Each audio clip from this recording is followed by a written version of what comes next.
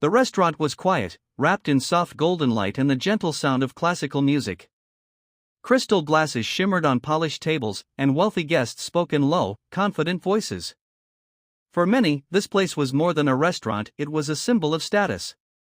Anna adjusted her apron nervously as she stepped into the dining hall. She had been working here for only 3 months.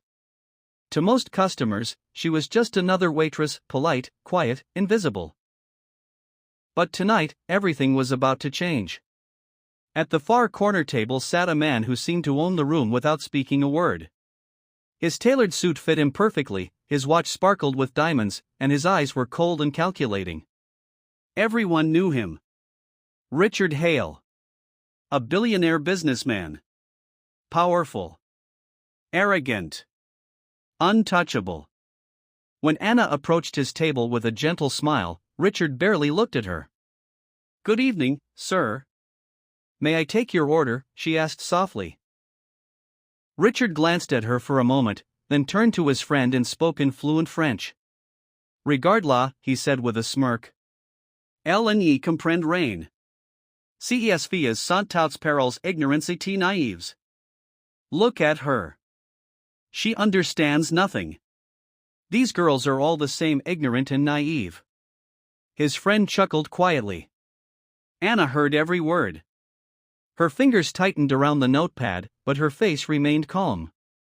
Richard continued, switching to Spanish this time. "Voy a pedir algo complicado solo para verla confundida." I'll order something complicated just to see her confused. Then he looked at her directly and spoke loudly in English. "I'd like the chef's special."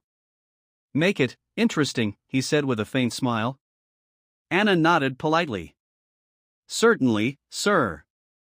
She turned away, her heart beating fast. She had heard worse words in her life. But something about his tone hurt deeper than usual. Not because he insulted her intelligence, but because he assumed she was nothing. Minutes later, Anna returned with the dishes. Richard looked surprised.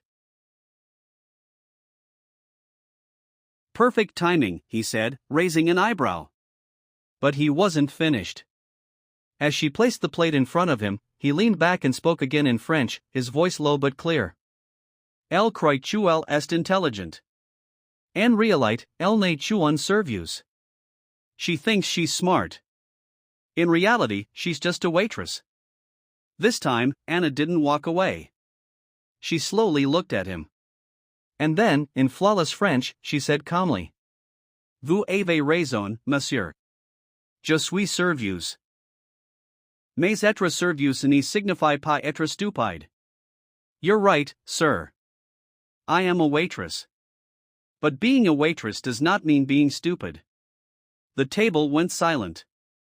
Richard froze. His friends stared at Anna in shock. Before Richard could respond, Anna continued in perfect Spanish.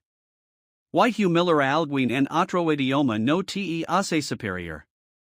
Solo demuestra tu miedo.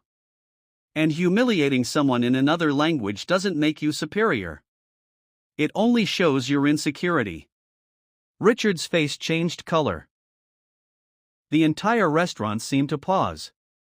Anna straightened her posture and looked at him without fear.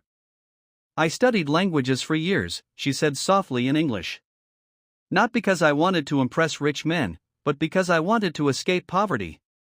Unfortunately, life forced me to work here. But dignity is something no one can take from me." Richard opened his mouth, but no words came out. For the first time in his life, he felt something unfamiliar. Shame. Anna turned and walked away, leaving him staring at his untouched plate. That night, Richard couldn't sleep. Her words echoed in his mind.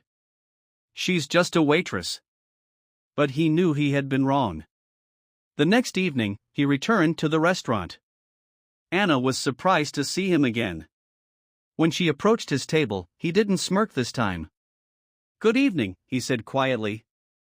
"Good evening, sir," she replied. There was a long silence. "I owe you an apology," Richard finally said. Anna looked at him calmly but said nothing. "I spoke about you in a way that was unacceptable." He continued. I assumed you were inferior because of your job. That was wrong. Anna listened quietly. Richard hesitated, then added. I grew up poor too. But when I became rich, I forgot what it felt like to be judged. Yesterday, you reminded me.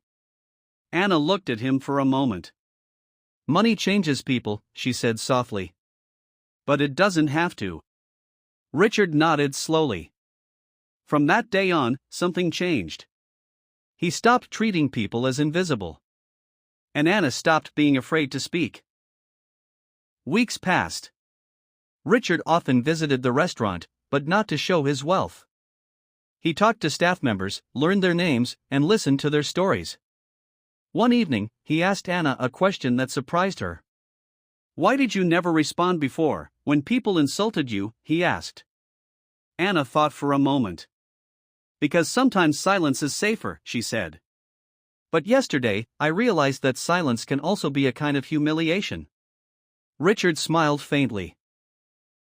You're braver than most people I know, he said. Anna looked at him calmly. I'm not brave, she replied. I'm tired of being underestimated. Richard understood.